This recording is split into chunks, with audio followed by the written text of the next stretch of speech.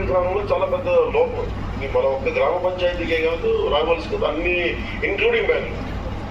నిన్న ఇల్లు కట్టేశారు, ఎయిర్పోర్ట్ కట్టేశారు, కానీ ఎవ్వరు కూడా డ్రైనేజ్ అనేది ఆలోచించాలి. అది మన గ్రామం దగ్గర నుంచి మహానగరాల దాకా అలాగే ఉంది. సో దీనికి ఖచ్చితంగా ఇది చాలా పెద్ద సమస్య. దీని మీద ఒక అర్బన్ ప్లానింగ్ వాళ్ళతో కూర్చొని, లేదంటే పంచాయతీరాజ్ మన లేఅవుట్ ప్లానింగ్ చేసేటప్పుడు బెల్లనాయుడు గారు చెప్పింది కానీ కలెక్టర్ మీరు ఒకసారి ఎనీ పంచాయతీ లేఅవుట్ వేసిన ఇల్లు కట్టిన ఫస్ట్ డ్రైనేజ్ లేకుండా మనం పర్మిషన్ ఇవ్వకూడదు అనేది మనం ఏం చేయాలి అనేది మీ స్థాయి నుంచి మీరు చేయండి. ఒక ప్రపోజల్ పంపిస్తే అది మంత్రివర్గం దగ్గర నుంచి కానీ, లేదంటే even if it has to be passed as a bill then will make sure that it will implemented in assembly. అది ఒకసారి మీ దృష్టికి తీసుకొస్తాను.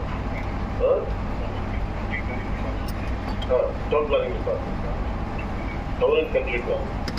So town and country planning department ఒకసారి చూడండి. ప్లస్ ముందుగా మేజర్ పాలసీ చేసే ముందుగా ఇప్పుడున్న పరిస్థితుల్లో మనం మన రాఘవలస పంచాయతీ సంబంధించి మనం ఏం చేయడం ఒకసారి మీరు అది కూడా ఒకసారి మీరు రెస్పాండ్ అవ్వండి. అలాగే సిసి రోడ్స్ కోసం చేయించి ఒక 5 కోట్ల రూపాయలు దాదాపు కలెక్టర్ గారు చెప్పింది 2.97 కిలోమీటర్స్ స్వతంత్రంగా దట్ విల్ బి శాంక్షన్. అది కూడా శాంక్షన్ చేస్తాం. 5 కోట్ల బడ్జెట్ తోటి సీసీ రోడ్లు కనెక్షన్ ఉంటాయి కూడా.